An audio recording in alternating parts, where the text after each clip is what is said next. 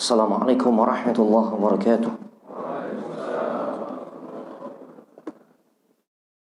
Innal hamdalillah nahmaduhu wa nasta'inuhu wa nastaghfiruh wa na'udzu billahi min shururi anfusina wa min sayyiati a'malina.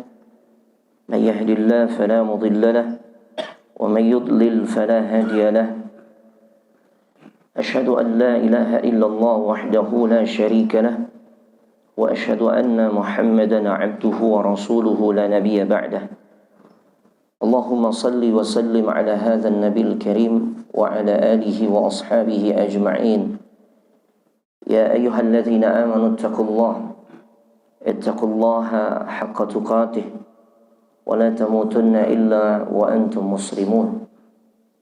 Ya ayyuhalladzina amanu ittaqullaha wa qulu qawlan sadida يصلح لكم أعمالكم ويغفر لكم ذنوبكم ومن يطع الله ورسوله فقد فاز فوزا عظيما فإن أصدق الحديث كتاب الله وخير الهدى هدى محمد صلى الله عليه وآله وسلم وشر الأمور محدثاتها وكل محدثة بدعة وكل بدعة ضلالة وكل ضلالة في النار أما بعد. أيها الإخوان والأخوات في الله رحمني الله وإياكم. Para ikhwan dan juga akhwat, saudara-saudariku sekalian, jamaah Musalla Baitur Rahman, yang mudah-mudahan kita semua senantiasa mendapatkan limpahan rahmat dari Allah Subhanahu wa taala. Alhamdulillah, kita sangat bersyukur kepadanya. Di pagi hari ini Allah Subhanahu wa taala kembali mengumpulkan kita semua di dalam satu perkumpulan atau satu majlis yang mulia, yaitu majlis ilmu tentang perkara agama kita, yang kita sangat berharap lewat kemuliaan majlis ini Allah pun akan memuliakan diri kita semua untuk dimudahkan agar bisa masuk ke dalam syurganya Allah Subhanahu wa taala. Seperti biasa, kita masih melanjutkan pembahasan bab tentang sirah an-nabawiyah, yang dimana di pertemuan yang lalu kita sudah membahas tentang apa latar belakang sehingga terjadinya perang Badar. Ya, ternyata ini merupakan satu skenario Allah yang sebenarnya di awalnya itu tidak dikehendaki oleh Rasul dan kaum muslimin. Artinya ketika Rasul sallallahu alaihi wasallam memerintahkan di awal sekitar 150 kaum muslimin dari kalangan muhajirin untuk menghadang kafilah dagang yang berasal dari Mekah menuju Syam yang dipimpin oleh siapa? Abu Sufyan. Ya, dan kemudian ternyata gagal. Usaha pertama gagal.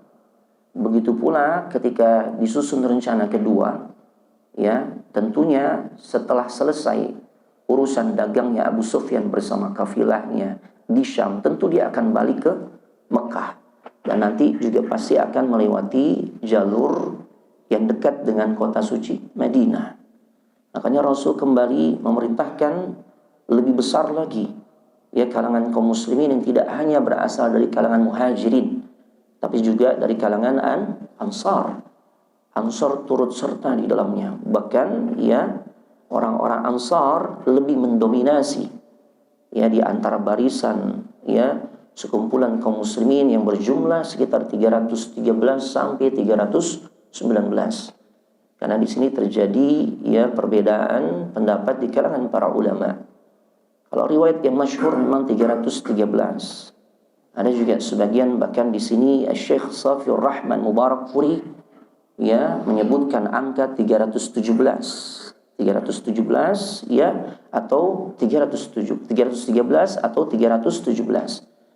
Ada juga riwayat yang dikeluarkan oleh Imam Muslim, ya, bahwasanya jumlah orang-orang yang dikumpulkan oleh Nabi sallallahu alaihi wasallam atau orang-orang yang menyertai Nabi sallallahu alaihi wasallam untuk melakukan upaya kedua menghadang kafilah dagangnya Abu Sufyan, itu jumlahnya, ya, 319. Berarti bisa kita kompromikan antara 313 sampai dengan 319. Ala kulli hal, yang jelas jumlahnya ya 300-an. Nah, dan itu didominasi oleh orang-orang dari kalangan Ansar. Walaupun sebenarnya dari sisi kepentingan nih nggak ada kepentingan mereka. Ya, justru bukan keuntungan yang mereka dapatkan, kerugian sama. Iya, kalau kita hitungan matematis ya ini kan satu hal yang sangat mengandung resiko besar. Ya, karena yang dihadapi adalah jelas-jelas ya golongan yang memusuhi Nabi dan kaum muslimin yang berasal dari Mekah khususnya. Artinya ini musuh-musuhnya kaum muslimin nih yang akan dihadang. Ya, sekalipun memang tujuannya untuk menghadang, bukan untuk berperang, tetap berisiko. Ya, dan jika seseorang melakukan keputusan ya berdasarkan pertimbangan logika belaka, ya, maka orang-orang Ansar semestinya mereka tidak perlu melibatkan diri karena tidak ada keuntungan sedikit pun yang akan mereka dapatkan. Justru risiko terancam jiwa mereka. Nah, tapi karena memang Rasulullah SAW setelah menjelaskan di banyak riwayat bagaimana baiknya orang-orang Ansar, bahkan Allah pun mensifati mereka satu golongan yang lebih memprioritaskan kepentingan orang-orang muhajirin di atas kepentingan mereka, padahal mereka sebenarnya butuh. Kata Allah, wa yu'thiruna ala anfusihim walau kana bihim khasasah. Mereka tuh jauh lebih memprioritaskan ya kepentingan atau kebutuhan saudara-saudara mereka dari kalangan muhajirin. Ya, sekalipun sebenarnya mereka itu dihadapkan pada pilihan mereka juga butuh. Inilah hebatnya orang-orang Ansar. Ya, makanya tercatat dalam sejarah muhajirin itu sekitar jumlahnya 82 sampai 86 ya orang-orang muhajirin yang ikut serta dalam rombongan sekitar 313 sampai 319, dan di buku kita ada di halaman 380. Selebihnya berarti adalah orang-orang Ansar. Ya, nah itu sudah kita bahas ya. Nah sekarang kita lanjut di halaman 382. Ya, ketika pasukan kaum muslimin mulai bergerak ke wilayah Badr, ya dinamakan Badr. Sebagian ulama sejarah mengatakan karena ini terkait dengan adanya sumur yang digali oleh seseorang yang berasal dari suku Ghifar. Dari suku Ghifar. Ya, suku yang salah seorang sahabat juga berasal dari suku tersebut. Siapa sahabat yang berasal dari suku Ghifar? Abu Dzar. Nah, ada seorang yang bernama Badr menggali sebuah sumur di wilayah tersebut, dan itu masyhur sehingga orang-orang menamakan ya daerah tersebut ya dengan Badr. Adanya sumur Badr. Ya, ba dal ra Badr. Ya, kalau dalnya disukunkan ya Badrun, ya, atau Badr disingkat. Ya, walaupun Badr di sini bahasa Betawi juga ada istilah Badr ya, cuma beda. Nah, kalau Badr orang Betawi ya artinya jelek ya. Apa Badr? Nakal ya, kebangetan nakalnya, itu Badr banget gitu ya. Bukan yang itu ya. Nah, jadi seperti itu tempat yang disebut dengan Badr. Ya, jadi tanpa berpikir panjang Rasulullah SAW berangkat ya dari jantung kota suci Madinah atau pusat kota suci Madinah. Yang kalau dikatakan pusat kota suci Madinah, ya sekarang ini yang di situ terdapat Masjid Nabawi. Ya, bersama pasukan ya yang telah dipersiapkan, yang tujuannya hanya sebatas menghadang kafilah dagang ya, untuk kemudian mengambil harta yang dibawa oleh Abu Sufyan beserta kafilahnya. Ya, kemarin kami sudah sampaikan juga ya, harus difahami ini bukan berarti Islam itu atau Rasulullah SAW secara khusus mengajarkan umatnya untuk membegal gitu ya. Mereka ngebegal cuma tidak. Ini hanya sebatas ya menuntut balas atas kezaliman yang pernah dilakukan oleh orang-orang musyrikin Quraisy selama berapa lama? 13 tahun tuh kepada kaum muslimin muhajirin selama mereka hidup di Mekah. Dan hal ini adalah landasan syar'inya, dibolehkan jemaah. Ya, asal ya prosedurnya, aturannya menuntut balas atas keburukan yang diterima itu harus dengan yang seimbang. Allah abadikan dalam surah ke-42, yaitu surah Asy-Syura, ya, di ayat yang ke-40, Allah Subhanahu wa taala firmankan, wa jazaa'u sayyi'atin sayyi'atun mithluha, maaf. Dan balasan satu kejahatan atau satu keburukan adalah kejahatan atau keburukan yang setimpal. Ya, faman 'afa wa aslaha fa ajruhu 'ala Allah. Akan tetapi barang siapa yang justru memilih cara yang lain, yaitu memaafkan, maka itu ya lebih baik, fa ajruhu 'ala Allah. Ya, maka itu satu bentuk kebaikan dan pahalanya di sisi Allah. Fa ajruhu 'ala Allah. Allah katakan pahalanya di sisi Allah. Allah enggak sebut 700 kali lipat atau 10 sampai 700 kali lipat atau mungkin 1000 kali lipat, ya 100.000 kali lipat, atau bahkan mungkin 1.000.000.000, 1 triliun kali lipat, enggak. Allah katakan fa ajruhu 'ala Allah. Pahalanya itu ya sesuai apa yang Allah kehendaki. Berarti kalau yang bunyi redaksinya seperti ini, Allah tawarkan pahala akan ia berikan kepada seorang hamba, menunjukkan pahalanya ini unlimited. Sebagaimana nanti amalan insya Allah kurang dari 2 bulan kita akan lakukan, ya, puasa Ramadan atau puasa secara umum. As-sawmu li wa ana ajzi bi. Puasa itu untukku, maka nanti aku yang akan memberikan ganjaran pahalanya. Berarti pahala puasa juga tidak terhingga. Gitu ya. Nah, tapi di sini kan Allah mengatakan barang siapa yang memaafkan, maka itu tentu lebih baik dan mendapatkan pahala tidak terhingga. Kenapa Rasulullah SAW justru memilih ya untuk menuntut balas, kan gitu ya? Ya, padahal kita tahu selama di dalam sejarah yang kita baca, ya, dalam perjalanan hidup Nabi SAW, Rasul itu seringkali memaafkan, termasuk kejadian Taif. Ya, Rasul memaafkan, dan kejadian-kejadian kezaliman yang beliau terima, beliau memaafkan. Kenapa? Dalam kondisi yang seperti ini, beliau justru perintahkan, ya, untuk menuntut balas. Apa jawabannya? Karena kalau kejadian-kejadian sebelumnya yang Nabi SAW memberikan maaf, itu kaitannya dengan pribadi beliau sendiri, sama. Ya, seperti itu Taif, kezaliman yang beliau terima secara pribadi.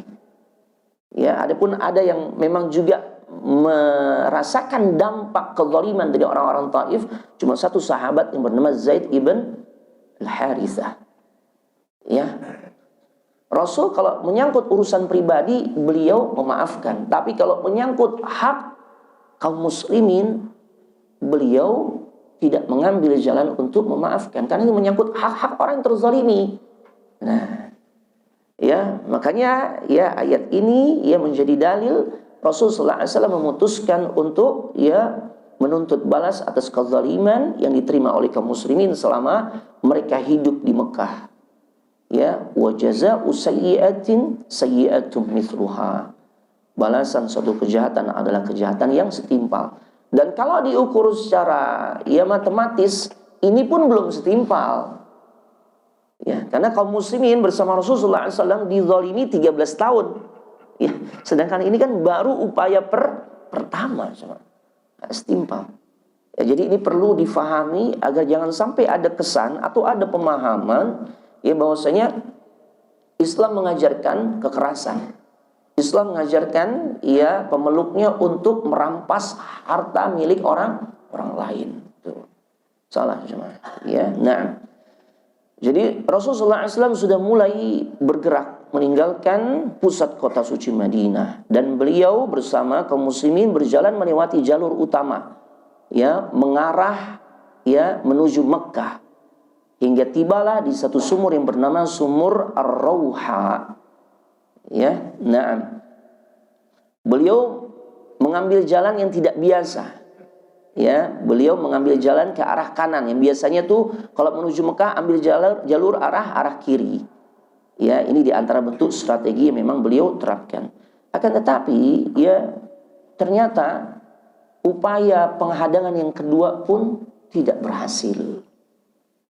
Abu Sufyan ya nggak kalah cerdiknya cuma. Dia nggak kalah cerdiknya. Memang dari awal dia sudah tahu jalur Madinah atau kota-kota yang dekat Madinah ini jalur rawan.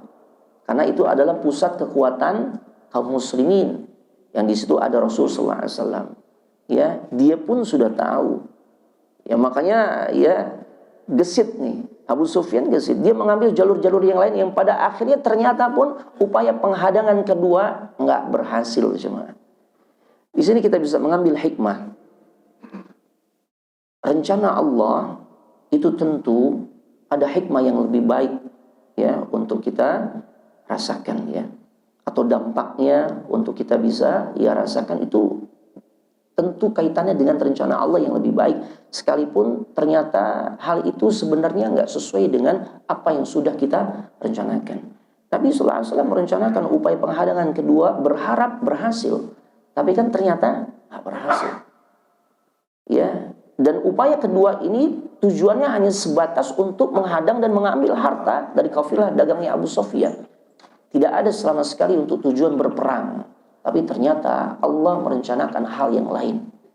Yang di situ ya pada akhirnya para ulama yang mengambil hikmah banyak hal-hal yang lebih baik ya yang ternyata pada akhirnya ya menguntungkan kaum muslimin. Ya, menguntungkan kaum muslimin. Walaupun sekilas ini sangat tidak disukai. Karena tidak ada orang yang menginginkan adanya peperangan. Karena resiko yang ditimbulkan ya itu akan jauh lebih besar, cost-nya lebih besar, ya resiko terjadinya korban jiwa pun ya sangat besar. Ya, akan tetapi begitulah skenario Allah. Ya, ketika Allah firmankan wa asa an takrahu syai'a wa huwa khairul lakum. Boleh jadi ada sesuatu yang kau tidak sukai padahal itu baik untukmu. Wa asa an tuhibbu syai'a, dan boleh jadi juga ada sesuatu yang sebenarnya engkau sangat sukai wa huwa syarrul lakum, tapi menurut Allah ya itu ternyata buruk untuk kalian. Tuh. Ya, jadi kalau Allah sudah takdirkan satu keadaan kita harus hadapi ya, maka kita harus husnuzan kepada Allah. Sama kayak sekarang nih, orang dibuat takut nih, karena kalau kita ya selalu hobi ya menonton TV, ya yang ada kita dibuat apa? Takut kan? Takut. Ya dari pagi sampai malam tuh ya beritanya tentang apa? Tuh. Corona bang, corona. Ya, corona dulu dicari-cari, sekarang ditakuti justru ya. Ya Allah, ya. Nah, kita dibuat takut seperti ini. Dan ini adalah sebuah skenario Allah. Ya, ini rencana Allah yang memang Allah sudah tetapkan bahkan. Sudah menjadi takdir Allah. Ya, jangan kemudian diliputi ya hati kita, rasa takutnya didominasi oleh corona sehingga memalingkan rasa takut kita kepada Allah Subhanahu wa taala. Ya, karena kita takut mati, Ustaz. Ya, mati itu bukan karena corona cuma. Ya, enggak kena corona pun mati. Ya. Orang selamat dari corona apa kemudian selamat dari kematian? Tidak, cuma. Ya, walaupun silakan antum ya melakukan ikhtiar yang memang dibenarkan secara syariat. Ya, misalnya pakai masker, ya, makan makanan yang bergizi, menghindari tempat-tempat yang sudah diinformasikan itu terindikasi rawan tersebarnya virus tersebut. Fadhal, boleh. Cuma jangan kemudian hati kita bersandar ya 100% dengan ikhtiar atau sebab-sebab kauni saja. Ya, sehingga melupakan ya bahwasanya ada hal yang jauh lebih penting untuk kita tanamkan dan untuk kita ya hujamkan di dalam hati kita, yaitu rasa tawakal kita kepada Allah Subhanahu wa taala dan prasangka baik kita kepada Allah Subhanahu wa taala. Pasti ini ada hikmahnya. Nah, pasti ada hikmahnya. Nah, kita lanjutkan. Peringatan di Mekah ya di halaman 382. Abu Sufyan yang memang dia punya tanggung jawab penuh terhadap keselamatan kafilah dagang yang dia bawa, yang dia pimpin, yang bahkan para ulama sejarah menyebutkan 1000 ekor onta tuh yang membawa ya barang-barang dagangannya ya kafilah dagang yang berasal dari Mekah tersebut. Bayangin 1000 kontainer jemaah. Ya, karena memang onta itu ya hewan serbaguna, mau dipakai untuk apa aja siap dia. Mau digunakan sebagai kendaraan perang bisa. Ya, mau dibuat dia ya lari kencang bisa. Pernah lihat pacuan onta? Belum ya? Kencang ya mah. Onta kalau dibuat ngebut bisa dia. Yang kita lihat ya kayaknya letoy banget. Enggak. Emang udah pembawaannya kayak gitu ya. Tapi Masya Allah, kalau udah lari dia, makanya ada salah seorang yang ditugaskan oleh Nabi Sallallahu Alaihi Wasallam itu untuk membawa onta-onta ya, atau mengiringi onta-onta yang di atasnya itu ditumpangi oleh istri Nabi dan para sahabiat. Nama orang tersebut adalah Anjasyah.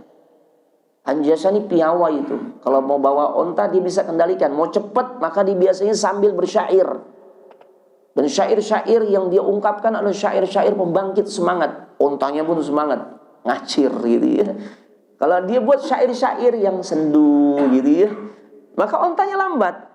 Maka saat si Anjasyah membawakan syair-syair membangkitkan semangat sehingga menjadikan onta-onta itu ya berjalan dengan cepat. Rasul melihat ya wanita-wanita yang ada di atas onta tersebut ketakutan. Maka berkatalah Rasulullah SAW kepada Anjasyah, ya Anjasyah, rifqan bil qawarir. Tuh. Wahai Anjasyah, rifqan. Rifqan itu lemah lembutlah, pelan-pelan. Ya. Kenapa? Karena yang di atas onta yang engkau sedang kendalikan, ya onta-onta yang engkau kendalikan itu adalah al-qawarir. Tahu al-qawarir? Gelas-gelas kaca. Nih kayak gini nih. Ini gelas kaca nih. Yang kalau dia jatuh gimana? Maka hancur, pecah berantakan. Untuk siapa ditujukan istilah al-qawarir? Istri kita, kaum wanita. Ya, karena saking lembutnya dirinya, dia kemudian apalagi perasaannya begitu halus. Bahkan mohon maaf ibu-ibu, ada istilah cenderung baper gitu Bu ya. Nah, ya makanya Rasulullah SAW istilahkan dengan ya kalimat atau kata al-qawarir. Nah, makanya memang onta ini luar biasa jemaah. Ya. 1000 ekor onta. Maka kemudian Abu Sufyan mencari-cari informasi, bertanya kepada siapa saja di tengah perjalanan. Ya, sehingga pada akhirnya dia dapat kabar, dia dapat berita yang meyakinkan bahwasanya Rasulullah Muhammad telah pergi bersama para sahabatnya untuk menghadang kafilah dagang yang dia pimpin. Ya, akhirnya Abu Sufyan menyewa seorang guide lah, kita bisa katakan begitu ya, yang memang tahu rute ya Mekah Madinah secara ya sangat hafal di luar kepala. Maka dia sewa seorang yang bernama Damdam ibn Amr al-Ghifari. Ya, ternyata dari suku Ghifar juga tuh, sama kayak tadi itu yang namanya Badr. Ya, Damdam ibn Amr al-Ghifari. Ya, namanya Damdam. Ya, jarang juga orang namanya Damdam ya. Nah, ya. Nah, ibu-ibu mulai catat nih, Damdam kayaknya bagus buat nama ya. Tapi kurang bagus, jangan Bu ya. Damdam bin Amir al-Ghifari. Ya, agar dia pergi kemana? Ke Mekah. Dia beritahu orang-orang Quraisy. Ya, untuk mengirimkan bala bantuan pasukan dalam rangka menyelamatkan kafilah dagang yang memberikan perlindungan, nge-backing gitu loh ya bahasa kita. Ya, untuk menghadapi Rasulullah Muhammad beserta ya sahabat-sahabatnya yang beliau bawa. Ya, Damdam memang piawai dalam mengendarai ya kuda khususnya dengan kecepatan yang luar biasa. Ya, sehingga ya dia bisa menempuh perjalanan ya Mekah Madinah dengan cepat ya, sehingga akhirnya dia bisa memberikan informasi ya ke orang-orang Mekah. Bahkan saat dia memberikan informasi tentang bagaimana Abu Sufyan dan kafilah dagangnya butuh bantuan mereka, ya keadaannya sudah dalam keadaan acak-acakan dan dia berdiri di atas punggung untanya ya, yang dimana hidung unta tersebut penampilannya sudah amat sangat buruk. Maaf, ternyata dia naik unta ya. Dan di tengah lembah dia pun berteriak, ya ma'syara Quraisy, ya wahai orang-orang Quraisy, selamatkanlah kafilah dagang Abu Sufyan. Nah, gitu ya. Ya, kemudian dia gugah tuh semangatnya orang-orang Quraisy, karena harta benda kalian tuh dibawa oleh siapa? Abu Sufyan. Artinya kalian punya kepentingan dalam hal ini. Siapa lagi yang bisa memberikan perlindungan kecuali kalian nih? Ya, harta kalian terancam nih. Ya, karena akan dihadang oleh Muhammad dan rekan-rekannya sallallahu alaihi wasallam. Ya, maka akhirnya bergeraklah pasukan Mekah. Orang-orang Quraisy mulai menghimpun kekuatan. Ya. Naam. Dan di sini orang-orang Quraisy mulai mempersiapkan diri berangkat menuju Madinah atau tempat yang dekat dengan kota suci Madinah. Dan di sini dijelaskan kekuatan pasukan Mekah itu awalnya berjumlah 1.300 orang. Itu di awal-awal keberangkatannya. Ya, dan didukung oleh 100 ekor kuda. Lihat, ini dari sisi kekuatan militernya udah jauh banget nih. Dari sisi pasukan aja tadi berapa? Kaum muslimin 313 sampai 319. Ini 1.300. Kemudian kendaraannya, ya, kuda yang dibawa oleh kaum muslimin ada berapa? Cuma 2 ekor. Ya, cuma ada 2 ekor. Ya, kita sedikit belakang 380 tuh. Kudanya cuma milik 2 orang sahabat. Ya, yang pertama milik Az-Zubair ibn Al-Awwam, yang kedua milik Al-Miqdad ibn Al-Aswad. Jadi cuma 2 ekor kuda, sedangkan yang dibawa oleh orang-orang Mekah 100 ekor kuda, 600 baju besi. Ya, kemudian onta yang cukup banyak jumlahnya. Namun memang tidak dijelaskan secara rinci ya berapa jumlah pastinya. Dan komando ya tertinggi, jenderal perangnya, panglima perangnya ini untuk pasukan ya orang-orang kafir atau musyrikin Quraisy dipegang oleh Abu Jahal ibn Hisham al-Makhzumi, karena dia berasal dari suku Makhzum. Ya, suku Makhzum. Nah, ya. Nah, Abu Jahal itu para ulama katakan yang menjadikan dirinya termasuk orang yang paling menentang keras dakwahnya Nabi sallallahu alaihi wasallam. Ya, itu faktor utama yang menjadikan dia menentang keras Rasulullah Muhammad sallallahu alaihi wasallam itu karena faktor kedengkian, hasad. Ya. Karena setelah dia tahu Allah mengutus seorang nabi, nabi penutup di akhir zaman itu berasal dari Bani Hashim. Tuh, bukan dari Bani Makhzum. Dia menginginkan itu berasal dari Bani Makhzum. Tuh. Makanya hasad itu tuh ya keburukannya luar biasa jemaah. Dampak buruknya itu luar biasa. Ya, sifat hasad diantaranya terhalangnya hidayah sampai pada diri seseorang itu dengan sebab adanya sifat hasad. Keburukan lain dari sifat hasad adalah ya, hasad ini menunjukkan orang yang memiliki sifat tersebut dan memelihara sifat tersebut sehingga menguasai dirinya, ya sesungguhnya ya yang dia tidak senangi tidak hanya sebatas kenikmatan yang dirasakan oleh saudaranya, bukan hanya sebatas itu. Tapi sesungguhnya dia tidak senang terhadap takdir yang Allah telah tetapkan. Ya. Makanya sifat hasad ini bisa menghancurkan amal sebagaimana api membakar kayu-kayu yang kering. Kayu-kayu basah aja nih, ya, kalau ada di dalam kobaran api, kelar urusan. Gosong juga jemaah. Apalagi kayu yang kering. Begitulah dampak buruk dari sifat hasad. Nah, itulah ya sifat yang paling mendominasi pada diri Abu Jahal ibn Hisham. Kemudian di situ juga ada 9 pemuka Quraisy yang punya tanggung jawab terhadap ya logistik yang dibutuhkan oleh seluruh pasukan musyrikin Quraisy. Ya, dan sehari nih logistik mereka nih luar biasa ya. Persiapan mereka luar biasa. Sehari mereka menyembelih 9 sampai 10 ekor unta. Ya, makanya dari sini nanti Nabi itu tahu ya ketika Nabi ya, melakukan satu upaya apa istilah kita sekarang? Spionase gitu ya.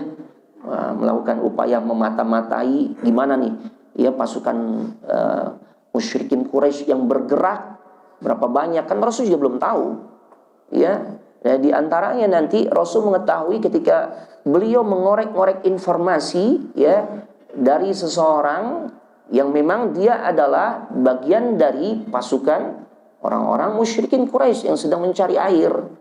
Dan Nabi kemudian tanya tuh ya, berapa banyak orang-orang yang dibawa ya di dalam pasukan musyrikin Quraisy, berapa jumlah mereka? Tanya beliau. Ya, karena yang ditanya ini adalah orang yang bukan pintar, jemaah.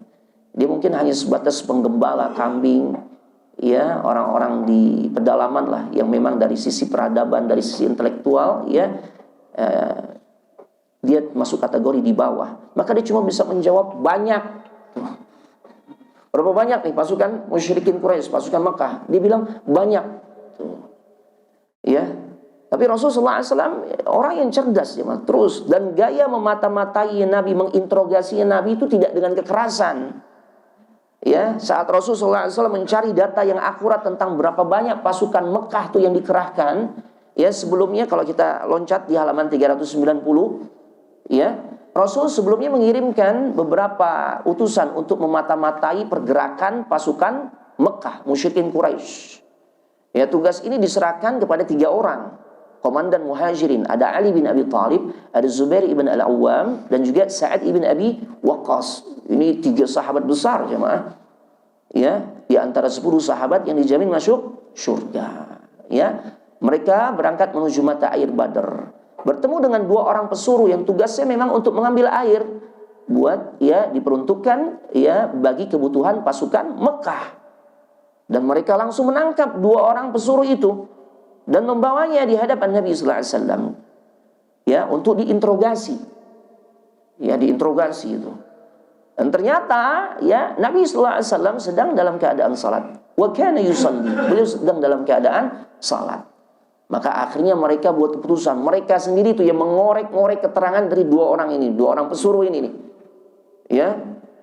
Dan ternyata mereka melakukan cara menginterogasi, yaitu dengan cara kekerasan, ya. Cara yang mereka gunakan tuh dengan cara kekerasan. Ya. Nah, di antaranya dengan cara memukuli keduanya. Ya, jadi digebukin nih sama, digebukin hingga dia kesakitan. Ya, karena mendapatkan pukulan terus menerus bertubi-tubi, akhirnya mereka jawab, ya, kami memang pesuruh Abu Sufyan. Padahal sebelumnya dia jawab, ya, kami ini pesuruh dari orang-orang Mekah, gitu loh. Ya, udah jawab begitu, tetap dipukulin. Kenapa? Nggak puas nih. Ya. 3 orang ini, ya, Ali bin Abi Thalib, Zubair ibn Al-Awwam, dan Sa'ad ibn Abi Waqqas, dan juga tentu yang lainnya merasa nggak puas, pukulin terus. Dia berharapnya ini utusannya Abu Sufyan, karena memang tujuannya adalah untuk menghadang. Jadi berharap banget ini memang masih bisa menghadang, ya, kafilah dagangnya Abu Sufyan. Ya, jadi mereka masih desak juga nih orang yang diinterogasi, 2 orang, ya, pesuruh ini agar mengaku dia adalah pesuruhnya Abu Sufyan. Padahal tadi sebelumnya awalnya dia menjawab apa? Pesuruhnya orang-orang Mekah. Kan beda. Beda, jemaah. Ya, akhirnya karena dipukulin, ngaku juga tuh. Ya kan sering kali begitu kan. Nggak salah nih sebenarnya orang. Ini salah tangkep. Cuma karena dipukulin terus. Akhirnya gimana? Aku, iya tadi saya yang nyopet. Padahal bukan gitu ya. Ya, harapannya apa? Agar berhenti dipukulin. Tuh. Ya. Akhirnya mereka menghentikan pukulan, ya, setelah mendapatkan jawaban tersebut. Setelah 2 pesuruh itu mengaku dirinya adalah pesuruh Abu Sufyan. Jadi merubah jawabannya sesuai dengan keinginan, ya, orang-orang yang menginterogasinya. Selesai salat, Rasulullah SAW bersabda kepada mereka, menegur mereka. Ya, kata Rasulullah SAW, jika mereka berdua berkata jujur kepada kalian, kalian justru pukuli mereka. Tuh. Namun jika mereka berdusta kepada kalian, kalian justru membiarkan mereka. Ya, artinya apa? Allah, demi Allah, mereka berdua sebenarnya sudah berkata jujur. Mereka ini memang pesuruhnya orang-orang Mekah. Itu cuma kalian pukuli, ya, kalian berharap nih orang pesuruhnya Abu Sufyan, akhirnya ngaku juga dia. Ya. Nah, ya, padahal mereka adalah, kata Nabi, benar-benar pesuruh orang-orang Quraisy. Jadi nggak dibenarkan, jemaah. Ya, cara interogasi dengan cara kekerasan. Cabutin kukunya satu-satu, ya Allah. Ya, kadang-kala disundut pakai, ya, begitu ya. Tapi sallallahu alaihi wasallam tidak menghendaki cara seperti itu.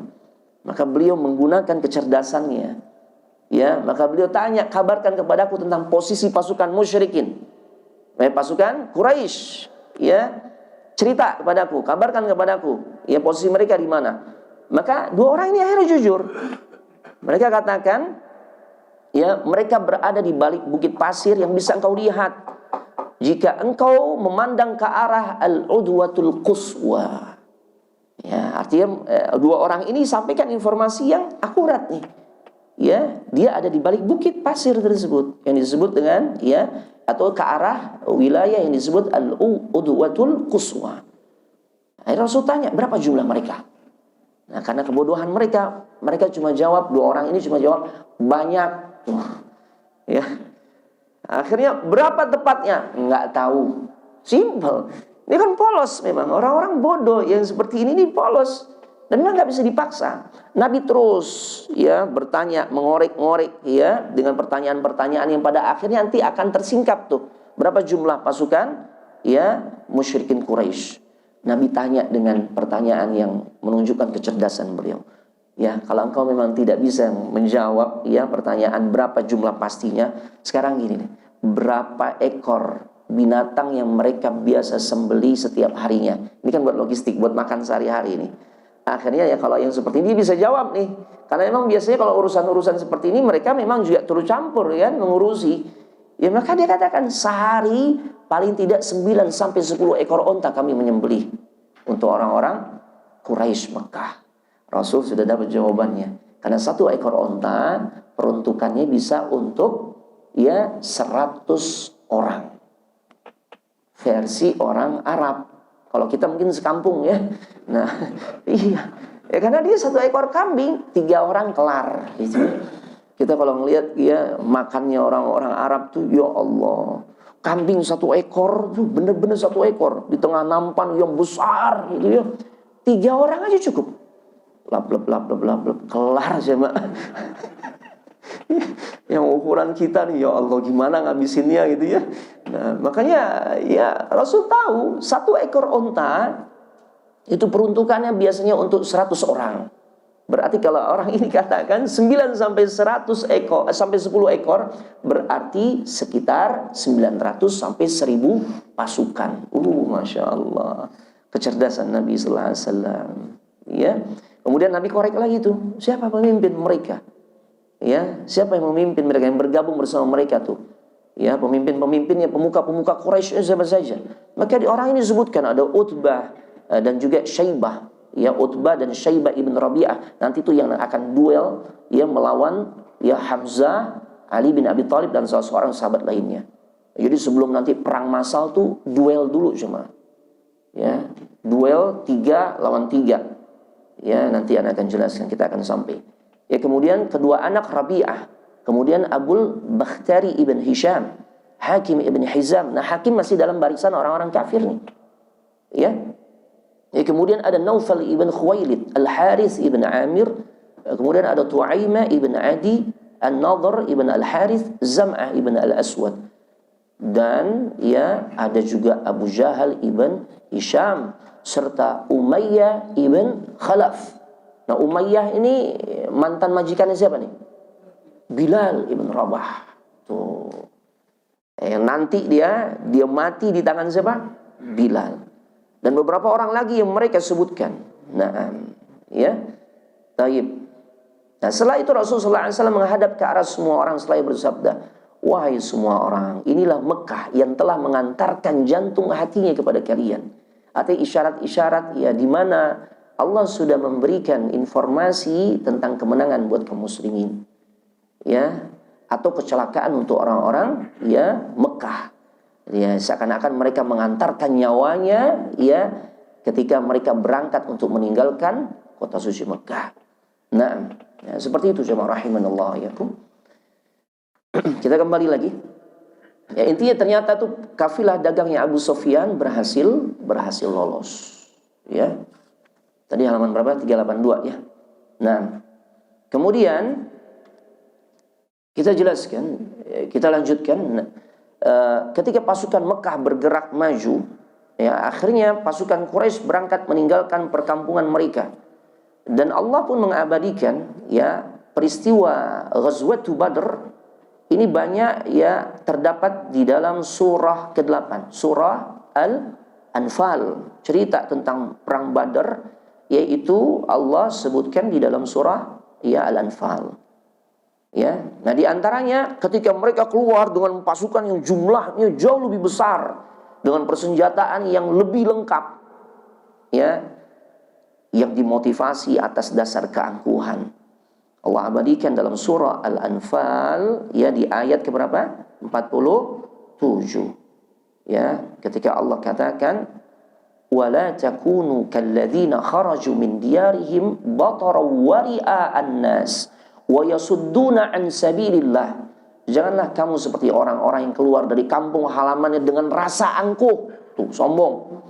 Ya, dan ingin dipuji oleh orang, ya dipuji oleh orang lain. Dengan kata lain ini ya istilahnya adalah riya. Ya, bahkan tujuan mereka keluar dari kampung halaman mereka adalah wayasudduna an sabilillah, menghalangi orang-orang dari jalan Allah. Wallahu bima ya'maluna muhit. Kata Allah Subhanahu wa taala, Allah meliputi segala yang mereka kerjakan. Allah Maha mengetahui. Ya, maka mereka maju sebagaimana digambarkan oleh Rasul sallallahu alaihi wasallam, ya, mereka keluar dari kampung halaman mereka membawa kemarahan dan juga senjata yang mereka miliki. Mereka hakikatnya ya sedang menantang Allah dan Rasulnya. Ya, mereka berangkat pada pagi hari dengan kesombongan seolah-olah tidak akan ada yang mampu mengalahkan mereka. Kesombongan sama dengan kebinasaan. Ya. Dan itulah yang kita juga ikuti perkembangannya. Ya, ketika munculnya corona diawali atas dasar kesombongan yang dilakukan oleh negeri yang dimana corona itu muncul. Ya, al-jaza min jinsil amal, balasan berbanding lurus ya dengan perbuatan. Ya, akhirnya mereka bergerak cepat ke arah utara menuju Badar. Ya, mereka ambil jalur Asfan, Qudaid dan Juhfah. Ya, dan di sana mereka pun ya datang, mereka pun mendapatkan kiriman surat dari Abu Sufyan yang isinya apa? Sesungguhnya kalian keluar hanya untuk menyelamatkan kafilah dagang kalian. Kan itu motivasi awalnya kan?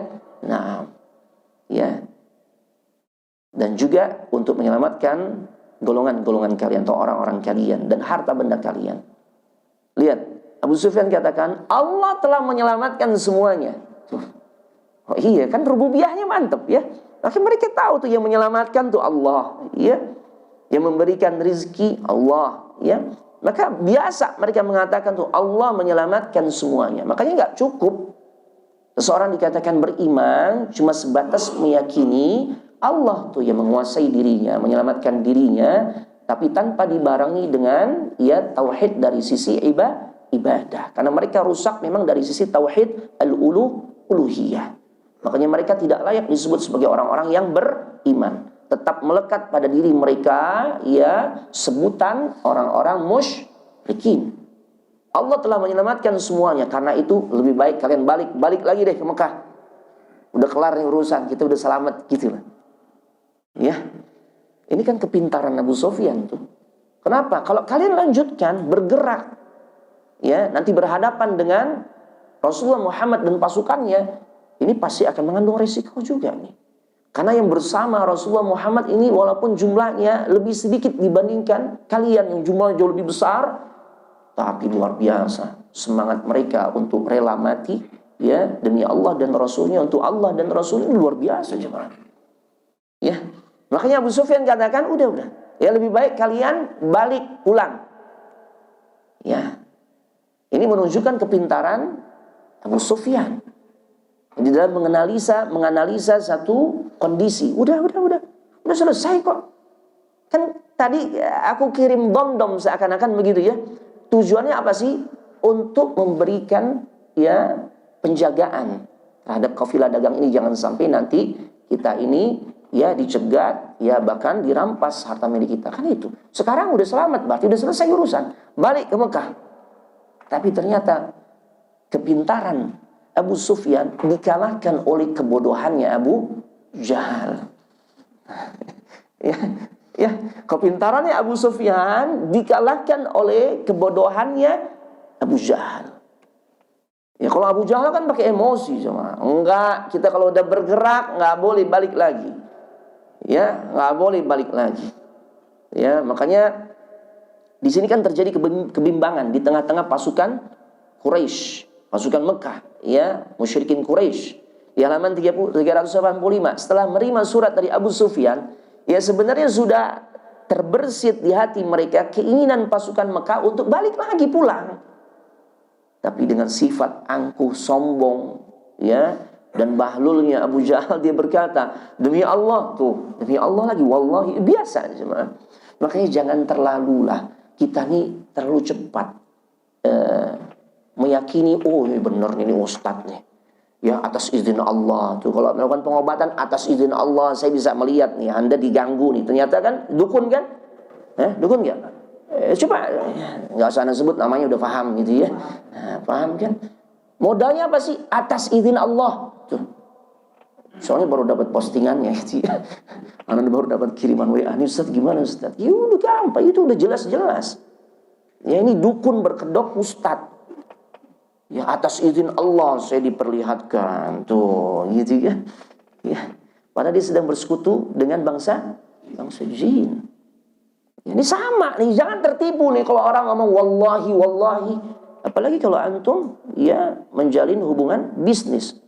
Ketemu dengan orang yang setiap omongannya wallahi wallahi. Sampai urusan-urusan kecil pakai wallahi. Wallahi ini kepala kakap enak banget. Enggak perlu. Syuh. Kadang-kadang juga begitu ya. Wallahi ini tuh kalimat hal-hal yang penting jemaah. Kadang-kadang itu hal-hal yang sepele wallahi. Bahkan berdusta pakai wallahi. Ini Abu Jahal pakai juga wallahi itu. Saat dia menunjukkan kebodohannya, dia berkata, wallahi demi Allah, kita tidak akan pernah balik lagi itu kecuali setelah tiba di Badar. Karena tujuan kita awal kemana? Badar. Terus, ya jangan pedulikan, seakan-akan jangan pedulikan tuh, ya pertimbangannya siapa? Abu Sufyan. Ya, kita akan berada di sana selama berapa hari? Salasatu layalin. Ya, atau salasatu ayyam. Ya, 3 hari sambil nih lihat nih. Ya, gimana nggak bodoh? Ya, apa tujuan dia? Kita nanti akan stay di sana ya 3 hari sambil nyembelih hewan, pesta, nenggak khamr, sambil menikmati ya sajian ya senandung-senandung dari para mughanniyah, para biduan wanita. Emang udah sepaket tuh. Orang yang kalau hobinya tuh dangdutan gitu ya. Itu biasanya udah deh, ada temennya nih kan, entah topi miring atau apa ya, topi mencong dan macam-macam ya. Kan begitu cuma ini sama nih ya, jelas banget. Abu Jahal katakan 3 hari kita butuh ke sana nih, kita tetap ke sana ya. Tujuannya apa? Kita pesta-pesta, makan-makan, sembelih hewan ya, nenggak arak sambil menikmati ya senandung-senandung yang dilantunkan oleh para mughanniyat tuh. Ya, pasti tentu dengan musik-musiknya.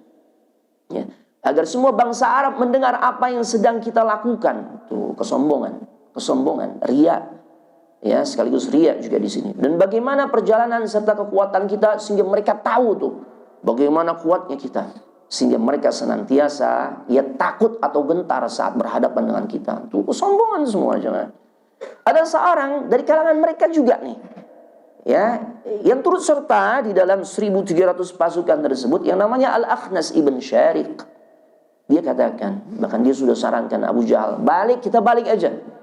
Ya, dengan pertimbangan di antaranya dasarnya pertimbangan dari Abu Sufyan itu benar. Ya, akhirnya sebagian besar mereka tidak mau ya mendengarkan saran dari Al-Akhnas ibn Syariq. Ya. Dan akhirnya Al-Akhnas ibn Syariq pun kembali bersama Bani Zuhrah, dari kalangan Bani Zuhrah, sehingga nggak ada seorang pun dari kalangan Bani Zuhrah yang ikut dalam peperangan Badar tersebut. Ya, yang balik lagi ke Mekah itu jumlahnya ada sekitar 300-an. Ya, selanjutnya Bani Zuhrah ya ketika tahu hasil akhir perang Badar kalah total kan, orang-orang musyrikin Quraisy, maka mereka sangat kagum dan memuji ketajaman ya analisa dari Al-Akhnas ya ibn Syariq. Ya, sehingga ya Al-Akhnas pun semakin mendapatkan posisi yang disegani dan ditaati di kalangan orang-orang musyrikin Quraisy. Ya. Bani Hashim ya juga sebenarnya ingin kembali, namun lagi-lagi tadi itu ya kebodohan Abu Jahal mengalahkan ya kepintaran dari Abu Sufyan dan juga Al-Akhnas ibn Syarif. Dia tetap ya memaksa mereka seraya ya ngompor-ngomporin bahasa kita gitu ya. Ya apa dikatakan, jangan gara-gara peperangan ini membuat kita nanti terpecah belah. Ya, hingga pada akhirnya kita pulang nanti dalam keadaan terpecah belah. Ya, pasukan Mekah dengan kekuatan 1.000 orang melanjutkan perjalanan menuju Badar. Mereka terus berjalan hingga mendekati Badar dan bersembunyi di balik bukit pasir di pinggiran Wadi Badar. Ya, jadi dipanas-panas itu. Atau mungkin dengan bahasa yang sekarang lebih sering kita dengar, ente kalau balik lagi cemen ente, begitu ya, iya kan, ya. Nah, maka akhirnya mereka kan ya terbangkitkan semangatnya sehingga ya mereka tetap mengikuti Abu Jahal untuk tetap stay melanjutkan perjalanan ke wilayah Badar. Nah, posisi pasukan Islam, posisi kaum muslimin, pasukan kaum muslimin itu kurang strategis di awal. Ya, di sini dijelaskan ada mata-mata pasukan Madinah yang menyampaikan berita tentang lolosnya kafilah dagang Abu Sufyan. Nah, udah dikasih tahu, udah lolos. Ya, nah, bahkan di sini dijelaskan Rasulullah dan para sahabatnya itu masih dalam perjalanan melewati Wadi Zafiran, ya. Sementara itu sudah nggak ada kesempatan bagi beliau dan para sahabatnya untuk menghindari peperangan. Ya, Rasul sudah dapat kabar Abu Sufyan dan kafilah dagangnya udah lolos. Kita udah nggak mungkin lagi kejar mereka. Ya, tentu kita berpikir kenapa Rasul dan para sahabat nggak pulang aja balik ke Madinah, kan gitu? Karena kan tujuannya nggak berhasil. Lihat Syekh Safiyur Rahman Mubarak Furi menjelaskan, ya, kondisi yang dimana Rasulullah SAW bersama para sahabat yang jumlahnya 313 sampai 319 ini, ya, ketika memang sudah mengetahui informasi yang valid yang beliau dapatkan, Abu Sufyan lolos. Tapi posisi yang sudah di mana Rasulullah SAW bersama sahabat ya sudah berada di wilayah tersebut, itu sudah memang tidak memungkinkan untuk menghindar lagi. Ya, jadi memang harus terus maju ke depan. Ya, dengan terus Rasulullah SAW mengobarkan semangat keberanian, ya, semangat ya heroik atau heroisme untuk terus ya membela agama Allah. Sebab, nah di sini alasannya, jika pasukan Mekah dibiarkan bercokol, karena Mekah juga terus bergerak semakin mendekati wilayah Madinah, ya, khususnya yang berada dekat dengan wilayah Badar, ya. Kalau mereka dibiarkan tetap bercokol, terus bergerak di sekitar daerah itu, sama saja itu membiarkan ya angin atau memberikan angin kepada mereka untuk memantapkan posisi militernya. Tuh. Yang pada akhirnya hal itu akan sangat berpengaruh kuat terhadap ya kekuatan politik mereka di wilayah Hijaz khususnya. Ya, karena dianggap dia berkuasa, apalagi dengan pasukan yang begitu banyak. Ya, akhirnya ya kekuatan kaum muslimin di Madinah pun semakin tidak dianggap jemaah. Dan ini ya akan memiliki pengaruh ke depannya untuk ya berdakwah. Nah, makanya di sisi lain hal itu bisa juga melemahkan persatuan kaum muslimin. Dan juga ya wajar itu juga pasti akan menimbulkan risiko lainnya, perasaan takut di hati kaum muslimin. Ya, makanya bahkan bisa jadi gerakan ya kaum muslimin setelah itu hanya sebatas gerakan jasad tanpa ruh.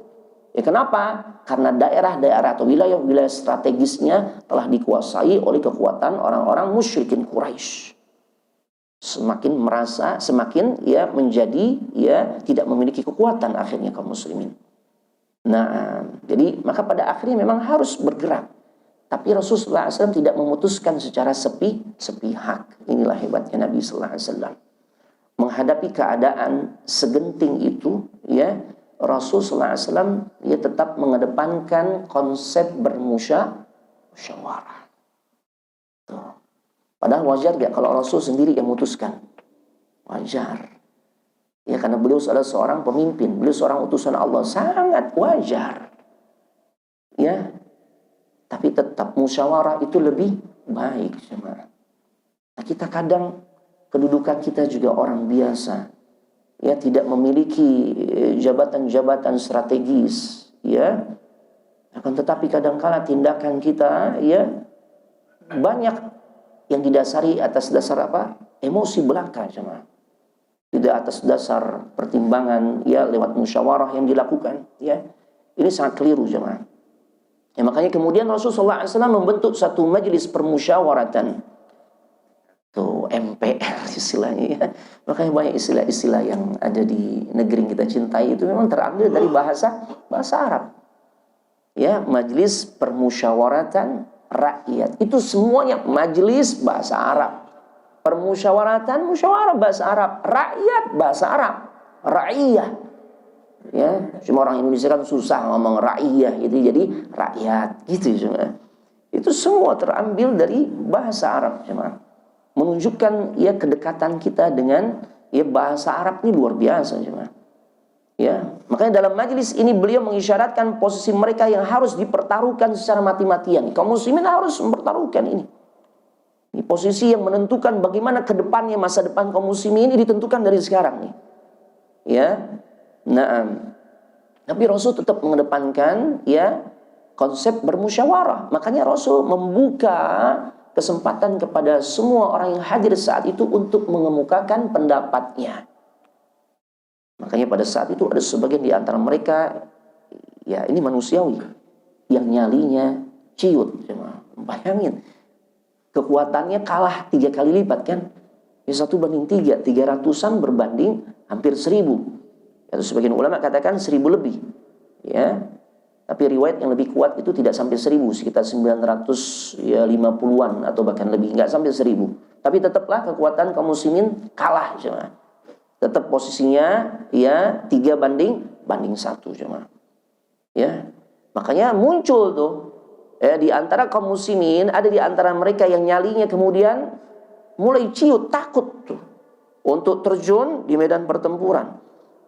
Ya, mereka inilah yang kemudian diisyaratkan oleh Allah Subhanahu wa taala di dalam surah Al-Anfal juga, ayat ke-5 sampai ayat ke-6. Kama akhrajaka rabbuka min baitika bil haqq wa inna fariqan minal mu'minina lakarihun. Yujadilunaka fil haqqi ba'dama tabayyana ka'annama yusaquna ilal mauti wa hum yanzurun. Kata Allah Subhanahu wa taala, sebagaimana Rabbmu menyuruh kalian, ya, sebagaimana sebagaimana Rabbmu menyuruh dirimu pergi, ya, dan rumahmu pergi dari rumahmu, dan, ya, sebagaimana Rabbmu menyuruh dirimu pergi dari rumahmu. Maka terjemahannya salah. Itu dan di situ, ya. Di situ dan atau dari? Dan, ya. Taib. Min baitika, dari rumahmu. Ya, dengan alasan yang benar, bil haq, wa inna fariqan minal mu'minina lakarihun. Padahal sesungguhnya sebagian dari orang-orang yang beriman itu tidak menyukainya. Tuh, ya. Mereka membantahmu tentang kebenaran sesudah nyata. Ya, bahwa mereka pasti menang. Artinya sebenarnya Allah bersama mereka untuk memberikan pertolongan. Tapi karena, ya, mereka melihat kondisi seperti ini menjadikan mereka ini ciut, takut, tidak suka. Ya, seolah-olah mereka dihalau kepada kematian, sedang mereka melihat sebab-sebab kematian itu. Ya, nah, ya, artinya apa? Ada sebagian kaum muslimin yang memang tidak siap menghadapi kondisi seperti ini. Makanya Rasul, ya, mengambil jalan untuk bermusyawarah bersama kaum muslimin. Ya, makanya sebelum Anda tutup, ya, sudah syuruk, ya. Sebentar lagi, ya. Nah, maka akhirnya Rasulullah SAW bermusyawarah dengan para sahabat. Di antaranya berbicaralah komandan-komandan pasukan seperti Abu Bakar As-Siddiq, Umar ibn Al-Khattab, ya, dan juga ada salah seorang sahabat yang dengan heroiknya, semangat pemberaninya, dia komentar kepada Nabi sallallahu alaihi wasallam yang namanya adalah Al-Miqdad ibn Amr.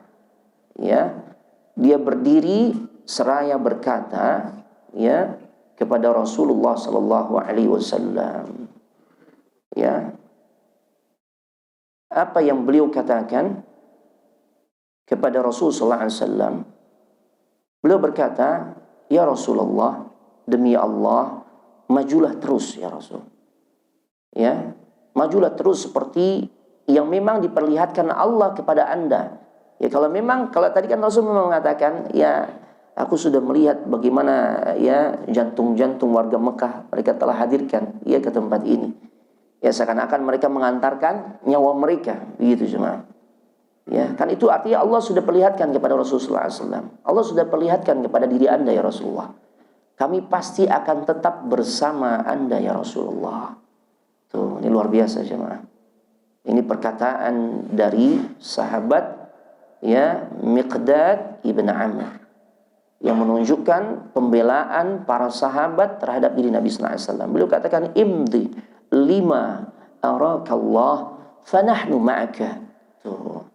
Tunaikan apa yang sudah engkau lihat dari apa yang Allah perlihatkan kepada dirimu, dan pasti kami tetap akan bersama dirimu ya Rasul. Wallahi la naqulu laka kama qalat Banu Israil li Musa. Demi Allah, kami enggak akan pernah mengatakan kepada dirimu sebagaimana yang dikatakan oleh kaum Bani Israel kepada nabinya Nabi Musa. Tuh. Ya, artinya kami beda ya Rasul. Kami enggak sama seperti kaum Bani Israel, sahabat-sahabatnya Musa yang justru berkhianat. Ya. Sebagaimana yang Allah abadikan jemaah di dalam surah Al-Maidah. Fadhal dibuka surah Al-Maidah di ayat ke-24, surah kelima. Ini perkataannya kaum Bani Israel saat diajak berperang. Padahal ini permintaan mereka nih. Kapan kita berperang menaklukkan negeri-negeri yang diperintahkan oleh Allah kepada dirimu? Ya.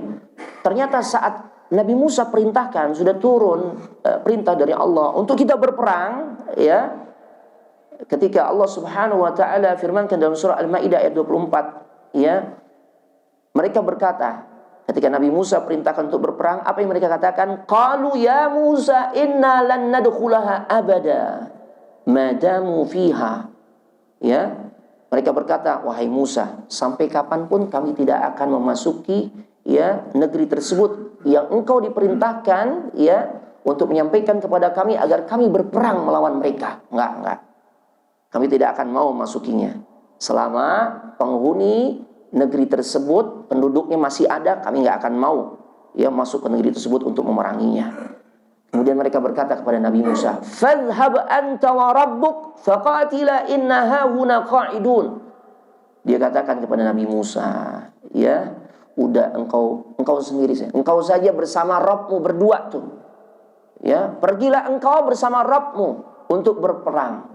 Kami nunggu menanti, duduk-duduk manis di sini, nunggu kabar baik. Kan engkau utusan Allah. Udah engkau aja berperang. Tuh.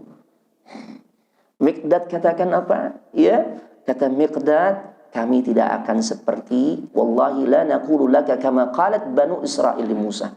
Kami tidak akan pernah berkata sebagaimana perkataannya kaum Bani Israel kepada Nabi Musa. Ya. Nah, Masya Allah, ini perbedaannya ya sahabat Nabi dengan sahabat ya nabi-nabi lainnya.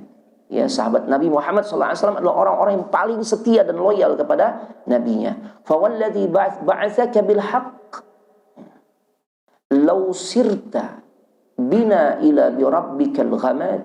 Ya. Kemudian siapa? Miqdad berkata, demi yang mengutusmu dengan kebenaran, andai kata Anda pergi membawa kami menuju ke sebuah dasar sumur yang gelap bahkan, maka kami pun siap bertempur bersama Anda hingga Anda bisa mencapai tempat tersebut. Artinya, ya, kemanapun engkau perintahkan kami bergerak, maka kami pasti akan bersama dirimu. Allahu Akbar. Ya, maka inilah yang pendapat yang disampaikan oleh 3 komandan pasukan, tapi ini baru berasal dari kalangan mana? Muhajirin. Belum memuaskan Nabi sallallahu alaihi wasallam. Tapi Nabi juga tahu perasaan secara psikologis orang-orang Muhajirin, orang-orang Ansar. Nabi berharap orang Ansar ini menyambut juga seorang itu, tapi Nabi tahu diri. Kenapa? Dalam perjanjian yang dibuat ya pada saat peristiwa Bai'atul Aqabah pertama yang kedua, mereka tuh siap janji setia, komitmen, memberikan perlindungan, penjagaan, pembelaan kepada Nabi dan juga kepada kaum muslimin selama di mana? Di Madinah. Sedangkan kejadian ini di luar Madinah. Tuh. Artinya andai pun mereka tidak siap untuk mensupport Nabi dan para sahabat muhajirin, maka secara hukum tidak salah. Ya, makanya Nabi enggak mengatakan bagaimana kalian wahai orang-orang Ansar, enggak. Ya, Nabi mengatakan asyiru alayya ayyuhan nas. Tuh. Ya. Maka Rasulullah SAW mengatakan, ya, bagaimana menurut kalian? Ya, bagaimana menurut kalian? Ya, wahai sekalian manusia. Jadi Nabi masih memancing orang-orang untuk komen juga. Jadi dipancing sebenarnya adalah orang-orang dari kalangan Ansar. Dan ternyata orang-orang Ansar bukan orang-orang yang suka ya pura-pura nggak paham gitu, enggak. Mereka peka sama. Kan kadang-kala nih, ya Allah udah dikasih sinyal-sinyal gitu ya, pura-pura aja nggak paham gitu ya. Ya Allah. Nah, ya kayaknya lagi musim liburan nih gitu ya. Ibu cuma nanya begitu tuh, orang tua nanya, maksudnya apa? Kalau liburan kan datanglah ke rumah. Masih sibuk mah apa? Ya Allah, nggak paham gitu ya. Padahal itu kan sinyal ya, seharusnya kita paham. Orang tua kita kangen. Orang Ansor tuh Masya Allah peka banget mereka. Ya, maka muncullah siapa? Sa'ad ibn Mu'adz. Ini dia, komandan di kalangan orang-orang Ansar yang mulia luar biasa. Ini Sa'ad ibn Mu'adz yang saat wafat dirinya, ya, taharraka arsyullah, bergetarlah arsy-nya Allah. Ya, saking mulianya nih sahabat, arsy-nya Allah goncang jemaah, bergetar saat wafatnya, ya, Sa'ad ibn Mu'adz. Ini di antara keistimewaan beliau. Yang kemudian, ya, bahkan ketika Rasul menyampaikan satu hadis, ya, ketika beliau katakan semua manusia, ya, itu akan menghadapi satu fitnah ujian di dalam kubur yang disebut dengan peristiwa dhammatul qabri, digencet, dihimpit di dalam kubur tuh. Ya, sekiranya ada satu manusia, satu orang yang bisa selamat, yang layak untuk selamat dari himpitan kubur, itu adalah Sa'ad ibn Mu'adz. Akan tetapi dia pun tetap mengalami peristiwa tersebut. Apalagi kita jemaah. Cuma bedanya untuk orang-orang beriman, Rasul katakan gencetan tersebut thumma furrija anhu, hanya sesaat, setelah itu dilepaskan oleh Allah. Berbeda dengan gencetan yang Allah akan berikan pada orang-orang yang tidak beriman sampai hancur berantakan. Nauzubillah. Ini orangnya nih, Sa'ad yang sangat peka. Ya, maka dia berkata, ya, maka dia berkata kepada Nabi sallallahu alaihi wasallam, ya, bahwasanya beliau faham benar apa maksud hati yang disampaikan oleh Rasulullah SAW untuk tetap meminta bagaimana menurut pendapat kalian tentang hal ini. Padahal udah ada 3 orang tuh yang mewakili kan, yang udah komen siap mensupport. Ya, akhirnya maksud hati ini ditangkap oleh komandan Ansar, ya, Sa'ad ibn Mu'adz. Dia pun berkata, wallahi, demi Allah ya Rasulullah, sepertinya yang kau maksudkan adalah kami ya Rasul. Ya, maka kata Rasulullah SAW, betul, begitulah. Maka Sa'ad berkata, kami sudah beriman kepada Anda, kami sudah membenarkan Anda, kami sudah bersaksi bahwasanya apa yang Anda bawa itu semuanya adalah kebenaran. Kami sudah memberikan sumpah dan janji kami untuk patuh dan taat kepadamu ya Rasulullah. Maka majulah terus ya Rasulullah. Ya, wahai Rasulullah, seperti yang Anda ketahui, demi Zat yang mengutus engkau dengan kebenaran, andai kata Anda bersama kami terhalang lautan, ya, lalu Anda terjun ke dalam lautan itu, kami pun pasti akan tetap terjun bersama dirimu, nyemplung tuh ke lautan. Ya Allah, luar biasa sahabat Ansar. Ya, kami pun pasti akan terjun bersamamu, tak seorang pun di antara kami yang akan mundur ya Rasulullah. Ya, kami suka jika besok Anda berhadapan dengan musuh, ya, bersama kami. Sesungguhnya kami dikenal orang-orang yang sabar menghadapi kondisi perang. Udah biasa perang saudara, Aus Khazraj 120 tahun tuh. Ya, artinya mereka udah biasa kondisi perang. Ya, di samping itu, ya, peperangan ini kan pasti beda dengan peperangan yang mereka dulu pernah alami. Ini peperangan yang atas dasar keimanan, bukan hanya sebatas hamiyatul qaumiyah, fanatisme terhadap kaum, bukan, ini keimanan. Semoga Allah memperlihatkan kepada Anda tentang diri kami ya Rasul. Apa yang kau senangi, maka majulah bersama kami dengan berkahnya dari Allah. Masya Allah. Jadi intinya, semua sekarang sepakat maju hadapi orang-orang musyrikin Quraisy. Insyaallah to be continue pada pertemuan yang akan datang. Ada yang mau ditanya? Ya, karena cukup panjang memang cerita tentang Badr dan cukup menarik, banyak hikmah-hikmah kehidupan yang bisa kita petik.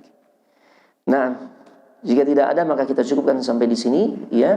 Tutup dengan doa kafaratul majlis. Subhanakallahumma wa bihamdik asyhadu an la ilaha illa anta astaghfiruka wa atubu ilaik. Assalamualaikum warahmatullahi wabarakatuh.